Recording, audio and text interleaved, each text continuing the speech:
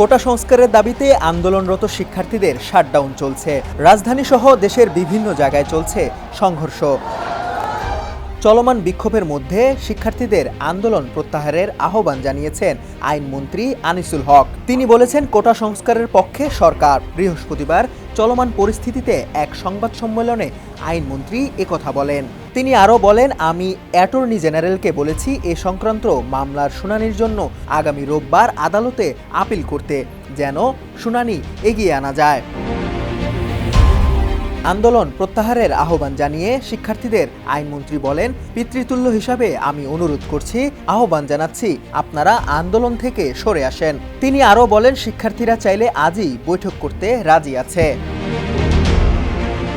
কোটা সংস্কারের বিষয়ে আপনারা একমত কিনা সাংবাদিকদের এমন প্রশ্নের জবাবে আইনমন্ত্রী বলেন, আন্দোলনকারীদের সঙ্গে আমরা কোটা সংস্কারের ব্যাপারে নীতিগতভাবে একমত। কোটা আন্দোলন চলাকালে সারা দেশের বিভিন্ন জায়গায় সংঘর্ষের ঘটনায় ৬ জনের মৃত্যুকে ঘিরে হাইকোর্টের বিচারপতি খন্দকার দিলারুজ্জামানকে বিচার বিভাগীয় তদন্ত কমিটি গঠন করা হয়েছে বলে জানান আইনমন্ত্রী।